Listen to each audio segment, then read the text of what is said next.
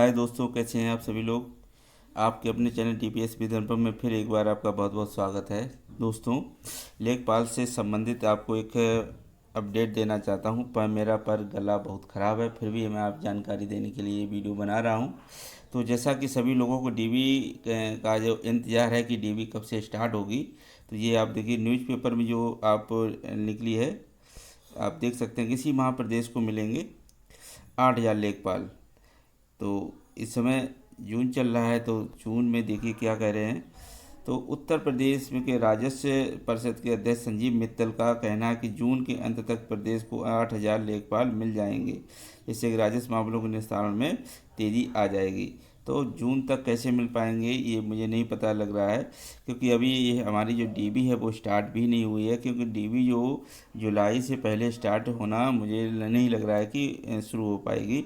तो अगर जुलाई से स्टार्ट होगी तो जुलाई के से कम इसमें 3 से और 4 माह भी लग सकता है डीबी में, क्योंकि जो संख्या है हमारी छात्रों की वो बहुत ज़्यादा है और आयोग के पास और भी काम हैं और इतनी क्षमता नहीं है कि इतने लोगों की डीबी कम से कम समय में करा ली जाए। तो इसे कम से कम सितंबर अक्टूबर तक ये डीबी हमारी पहले पूर्ण नहीं हो पाएगी।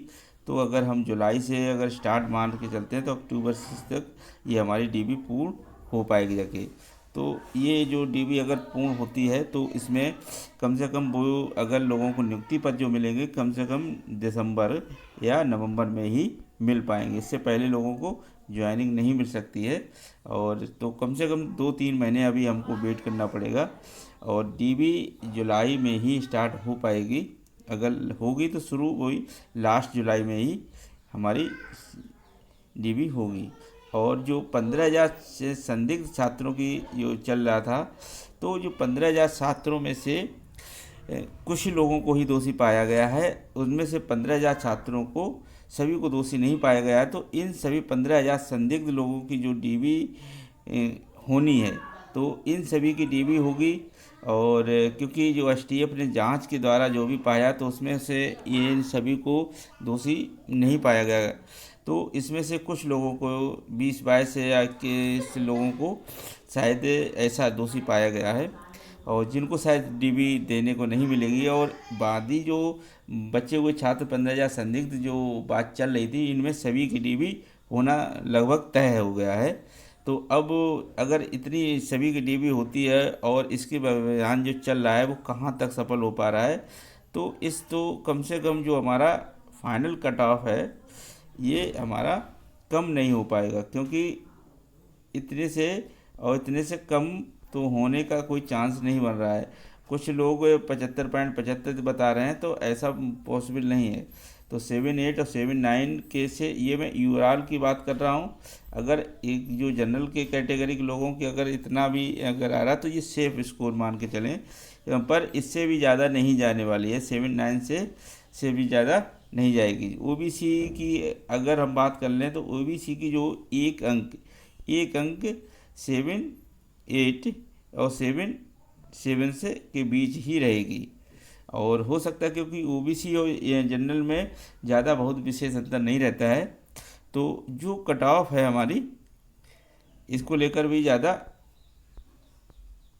सीरियस ना हो। जो इसका सेफ स्कोर हम पहले भी कई वीडियो में बता चुके हैं और इस बार भी हम बता रहे हैं, क्योंकि जो संदिग्ध छात्रों को बात चल रही थी कि इतने लोगों को निकाल दिया जाएगा तो हमारा डीबी काफ़ी हाई हो जाएगा और इसके अभियान भी काफ़ी हो जाए, तो ऐसा तो जो कट ऑफ ज़्यादा नहीं जाएगी। तो पर अब ऐसा नहीं लग रहा, क्योंकि जो 15,000 छात्र हैं उनका भी डीबी होना है और जो पीएच कैंडिडेट हैं, तो सबसे प्रॉब्लम्स जो कंफ्यूज बच्चे हैं तो पीएच कैंडिडेट वाले हैं, क्योंकि उनमें से सबको डीबी के लिए बुला लिया गया है। पर असमंजस की स्थिति है कि आवेदन में कुछ बीएच वालों के उसमें रिक्त स्थान जो सीटें हैं वो नहीं हैं।